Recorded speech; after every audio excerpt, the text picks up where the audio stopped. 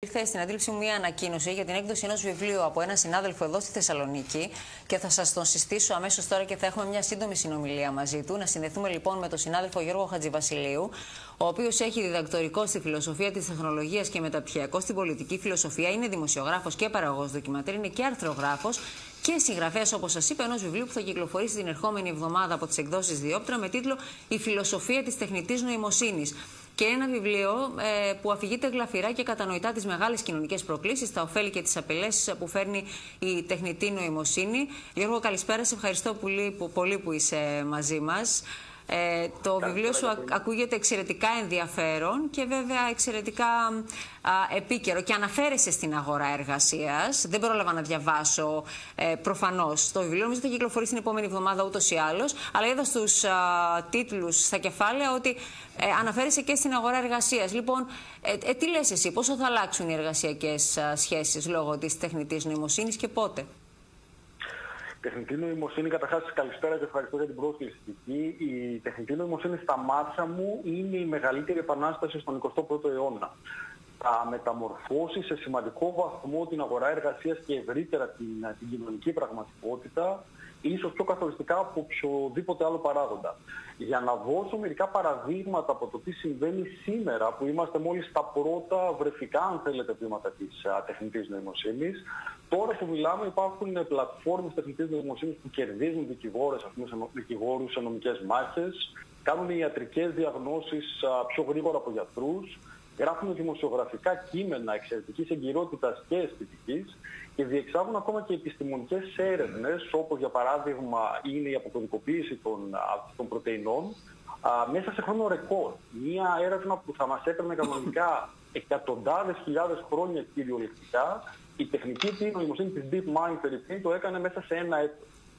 Καταλαβαίνουμε πως μιλάμε για κάτι το οποίο φέρνει τεκτονικές δηλαδή αλλαγές στην αγορά εργασίας, στην επιστημονική πραγματικότητα, ακόμα και στην καλλιτεχνική πραγματικότητα και στα καλλιτεχνικά επαγγέλματα.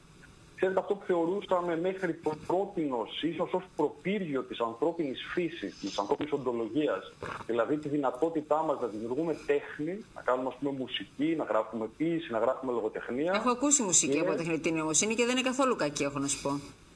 Ακριβώς έτσι, ακριβώς έτσι. Δηλαδή δεν είναι μόνο ότι συνθέτουν έργα μουσικής ή ποιητικά κείμενα, είναι ότι και το επίπεδό τους είναι αξιοθαύμαστα υψηλό.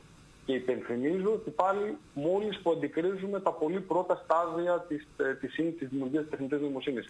Σε ανησυχεί αυτό ή σε γεμίζει περιέργεια για το μέλλον, σου προκαλεί έναν ενθουσιασμό για τη συνέχεια? Προσωπικά η ανάλυση του μέλλοντος είναι κάτι που με εξητάρει έτσι κι αλλιώς. Αυτό δεν σημαίνει όμως πως δεν υπάρχουν μέσα οικουμενικοί κίνδυνοι στην τεχνητή νοημοσύνη, οικουμενικού επίπεδου δηλαδή, όπως αντίστοιχα όμως και πολύ σημαντικές δυνατότητες για την αναβάθμιση της ανθρώπινης ζωής. Και εδώ ακριβώς είναι που η πολιτική παίζει ένα καθοριστικό ρόλο, γιατί είναι ο ενορχιστρωτής, ο φορέας εκείνος ο οποίος καλείται να βάλει σε μια σειρά, σε μια νομική οριοθέτηση αυτό εδώ το πεδίο, αυτό εδώ το φάσμα. Αλλά την ίδια στιγμή δεν πρέπει και να το ανακόψει. Είναι μια δύσκολη ισορροπία, μια πολύ δύσκολη εξίσωση, η οποία καλούμαστε να αναλύσουμε αυτή τη στιγμή. Τα μάτια μου η τεχνητή νοημοσύνη θα παρισφρήσει σε όλες τις πτυχές της ανθρώπινης καθημερινότητας τον 21ο αιώνα με τον ίδιο τρόπο που συνέβη με τον ηλεκτρισμό στον 20ο αιώνα.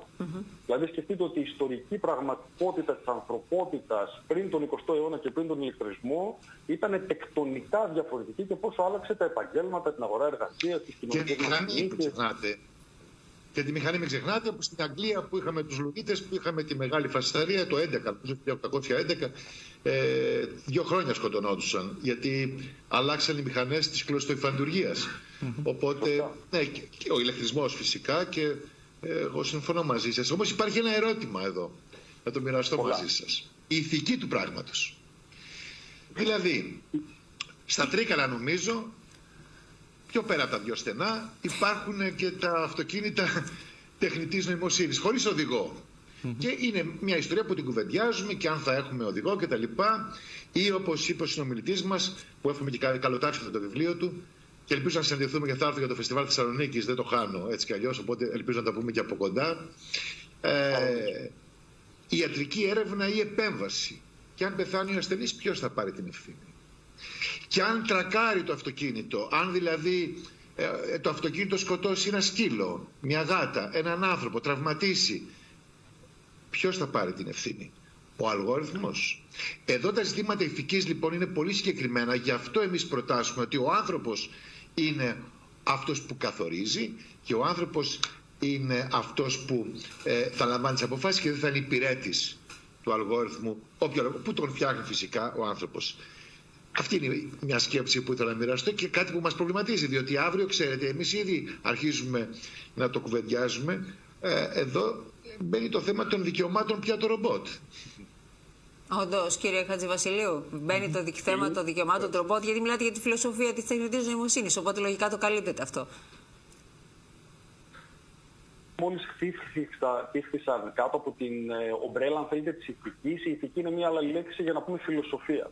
Οπότε ένα σημαντικό ζήτημα δεν είναι μόνο τι τρανταγμούς θα έχουμε στην αγορά εργασίας και κατά πόσο θα χαθούν θέσεις, το οποίο είναι ένα ανοιχτό θέμα προς συζήτηση εδώ που μιλάμε. Ένα άλλο θέμα είναι καθώς η τεχνητή νοημοσύνη θα κάνει τις ανθρώπινες εργασίες, πώς θα ευθυγραμμιστεί με το επιθυμητό στον άνθρωπο αξιακό πλαίσιο. Δηλαδή, ας πούμε, να σας δώσω ένα-δύο παραδείγματα για να το κάνω λίγο πιο σαφές, γιατί νομίζω τα πρακτικά παραδείγματα είναι πιο αποσαφινιστικά από το οτιδήποτε άλλο. Φερρυπίν η μηχανή της Google, που στην πραγματικότητα είναι μια μορφή τεχνητής νοημοσύνης, κάτι το οποίο δεν γνωρίζουμε πολύ. Δηλαδή, στην ουσία καθημερινά όλοι μας χρησιμοποιούμε τεχνητή νοημοσύνη κάθε φορά που χρησιμοποιούμε Google. Πριν από 5 χρόνια είχε γίνει το εξής.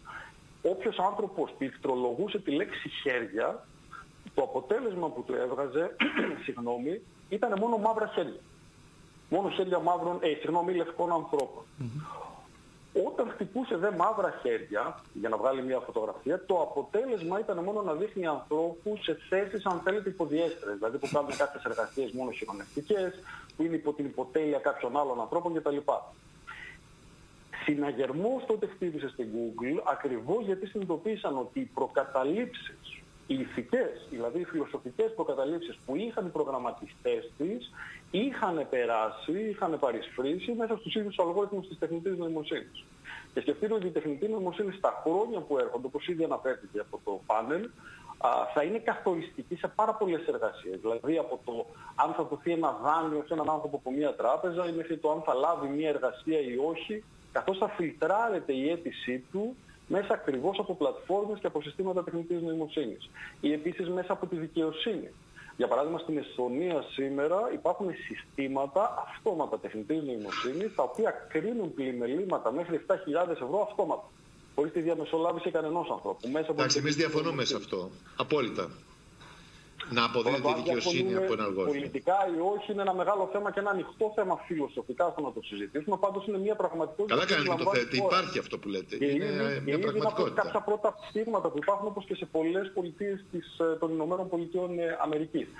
Αν λοιπόν ποτίσουμε τους αλγόριθμους με τις δικές μας ηθικές προκαταλήψεις, μπορεί στην περίπτωση, ας πούμε, που δικάζεται κάποιο έγκλημα, να αποφανθεί ο αλγόριθμος ότι ο λευκός νέος, ωραίος άντρας είναι αθώος, ενώ ας πούμε ο άνθρωπος, ο μαύρος, ο εστραφής που έρχεται από κάποια χώρα της Αφρικής οφείλει να καταδικαστεί.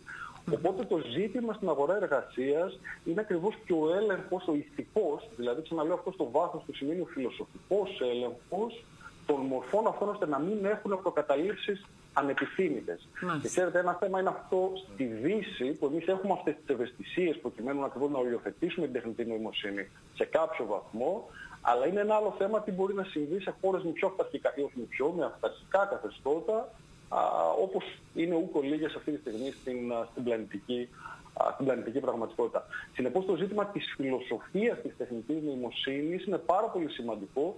Είναι πολύ σημαντικό η φιλοσοφία καθώς μυθοσκοπεί αυτά τα ζητήματα με κατανοητό και εύληπτο λόγο να μπορεί να τα μεταλαμπαδεύει στην πολιτική καθημερινότητα και επίσης στη δημόσια σφαίρα. Κύριε Βασίλη Χατζηβασιλείου, φίλε Γιώργο, θέλω να ευχαριστήσω πολύ για αυτή τη συζήτηση που είχαμε εδώ, στο πλαίσιο της ευρύτερης συζήτησης που έχουμε.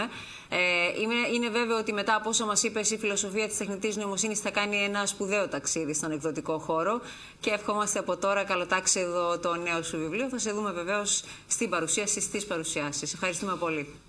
Ευχαριστώ πολύ και εγώ για τη φιλοξενία και τα καλά λόγια. Καλή συνέχεια.